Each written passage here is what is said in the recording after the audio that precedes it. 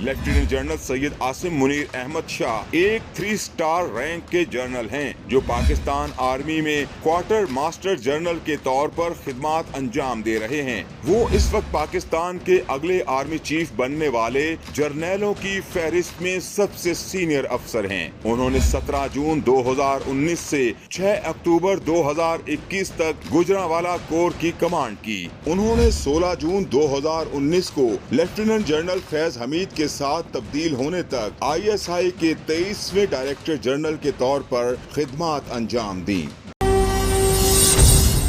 Lieutenant general Sahir Shamshad Mirza का फौज में बहुत मुतासिर कुन किरदार है और गुज़श्ता 7 बरसों के दौरान उन्होंने अहम लीडरशिप ओहदों पर काम किया। उनको जनरल राहील शरीफ के आखिरी 2 बरसों में director general military operations DGMO की हैसियत से तवज्जो मिलना शुरू हुई।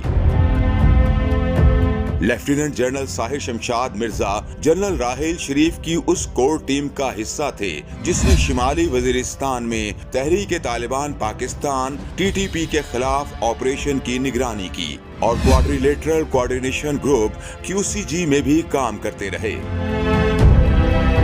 पाकिस्तान, अफगानिस्तान, चीन और अमेरिका पर मुश्तमिल इस ग्रुप ने ही बैनुल अफगान मुज़ाकरात में सालिसी का किरदार अदा किया था। इसके अलावा लेफ्टिनेंट जनरल साहिर शमशाद मिर्जा सरताज अजीज की ज़ेरे क़यादत गिलगित बल्तिस्तान में इस्लाहात के लिए बनने वाली कमेटी का भी हिस्सा थे।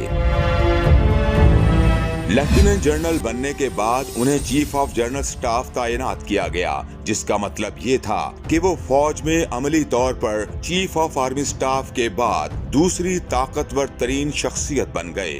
2021 में चीनी वजीर खारजा वेंग जी के साथ होने वाली स्ट्रेटेजिक बातचीत में वो साबिक पाकिस्तानी वजीर खारजा शाह महमूद कुरैशी के साथ थे। अक्टूबर 2021 में उन्हें कोर कमांडर रावलपिंडी तैनात किया गया ताकि उन्हें ऑपरेशनल तजुर्बा हासिल हो जाए और वो अहम ओहदों के लिए अहल हो जाएं। Lieutenant general Sahir Shamshad Mirza chief of army staff या chairman joint chiefs of staff committee बनने के लिए वाज़े उम्मीदवार हैं।